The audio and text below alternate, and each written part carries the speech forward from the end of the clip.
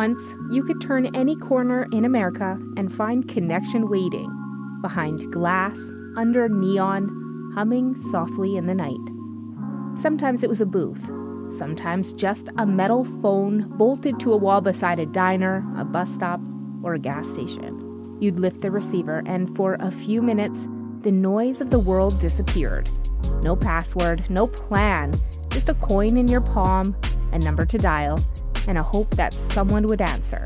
For nearly a century, the payphone was how America stayed in touch, with parents checking in on their kids, with friends making plans, with workers calling home and travelers letting someone know they've arrived safely.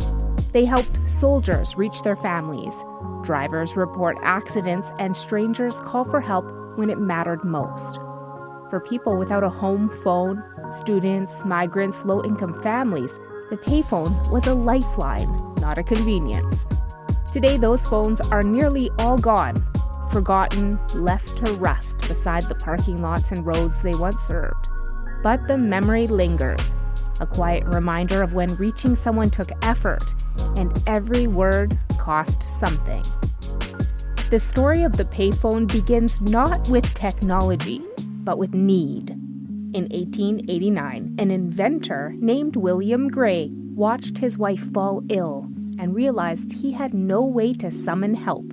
He didn't own a telephone, and the few who did kept them behind locked doors or on private lines. In that helpless moment, he asked himself a simple question that would shape the next 100 years. Why should only the rich have phones? A few months later, Gray built the first coin-operated public telephone, a small metal box installed inside the Hartford Bank in Connecticut. It was crude but revolutionary. You handed your coin to an attendant, and they'd connect your call by hand, the earliest version of a public phone line. The idea spread fast.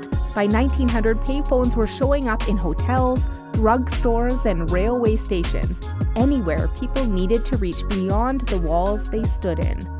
By 1902, there were already more than 80,000 across America. The design evolved just as quickly. No more attendants, no more guesswork, just a coin slot, a rotary dial, and a few words that could travel further than you ever could. The age of connection had begun. One coin, one call, one voice at a time. After World War II, America was changing fast. More people were traveling, working in cities, and calling long distance than ever before.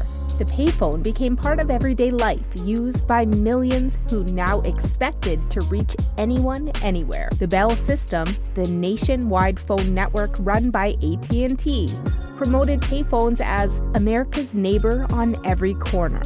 And that wasn't an exaggeration. By 1957, half of all long-distance calls in the United States began from a payphone. The sound of coins dropping into the slot, the metal clink, the click of the receiver, the low, steady buzz of the dial tone became as familiar as the hum of a refrigerator or the song of a radio.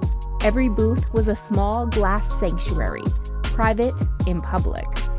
At times, the booth smelled like old rain, gum, and cigarette smoke, a mix of everyone who'd been there before you. The metal was cold, the receiver worn smooth, but when you spoke, your voice filled the space. It wasn't just about conversation, it was about presence. Hollywood immortalized it. Lovers argued through the static. Detectives made desperate calls in the rain. Even Superman used the booth as his changing room, a place where ordinary people became something more. By the 1960s, payphones had become part of everyday life, as familiar as a mailbox or a streetlight. A local call cost a dime, and a long-distance one could take a handful of coins, depending on how far your voice had to travel.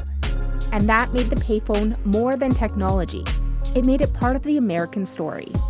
It was where voices became promises, where distance became smaller, and where, for one golden age, everyone belonged to the same conversation. Change never announces itself with a headline. It sneaks in. In the 1970s, new technology began quietly rewriting how people stayed in touch. Beepers, those small buzzing pagers, became the first tool of instant reach. Doctors and emergency workers carried them so they could be contacted anywhere, and before long, repair crews and traveling professionals joined in. You still needed a payphone to call back, but for the first time, you could be reached on the move. At first, that meant more payphone use. Each beep was a reason to find one. But something subtle had changed.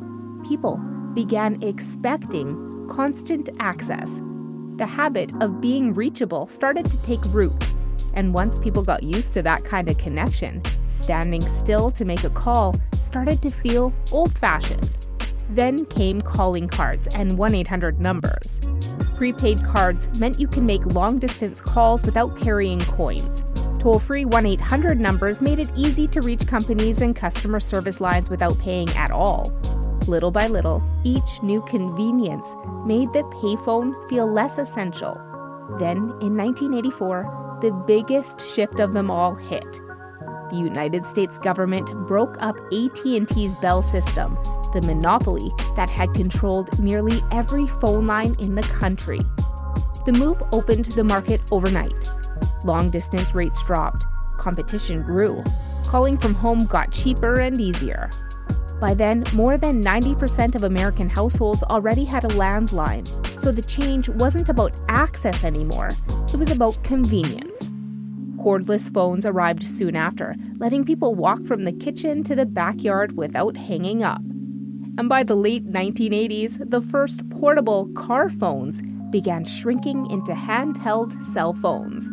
They were expensive, sometimes thousands of dollars, but they offered something revolutionary: freedom. For the first time, the phone moved with you.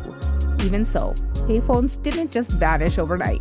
In 1995, there were about 2.6 million payphones across the United States.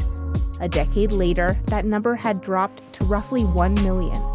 By 2012, the Federal Communications Commission reported only 243,000 payphones were still in operation. And by 2018, fewer than 100,000 remained. At the same time, cell phones were spreading at an unstoppable pace. In 2000, roughly 90 million Americans owned one. Just 6 years later, that number had more than doubled to over 217 million. When a phone could ride in your pocket, there wasn't much reason to drop coins into one bolted to a wall. Behind those numbers was a slower kind of disappearance, the unraveling of purpose. The cost of keeping payphones alive stayed high.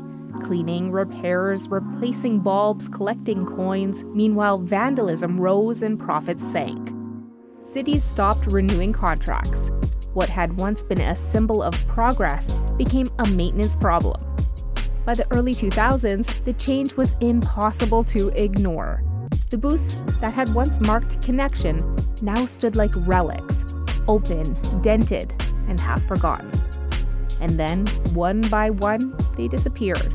In May of 2022, New York City ceremoniously removed its last public payphone. Headlines called it the end of an era. And maybe it was. If you walk through almost any town in America, you may still be able to see where a payphone used to be. A lighter square of concrete, a set of bolts in the sidewalk, a faded outline on a brick wall. They're easy to miss until you start looking for them. And once you do, you see them everywhere. Each one marks a place where somebody once stood and waited to be heard. The phones are gone now, but what they stood for isn't. They remind us that connection used to take effort, and that effort gave it meaning. A call wasn't just another sound, it was a choice to reach someone across distance and be part of someone's life for a moment. If this story brought one of those memories back, a booth you used, a voice you remember, share it below. Because stories like these are how we keep the past alive. Because in the end, every road, even the forgotten ones, leads back to memory. Thanks for watching, and take care.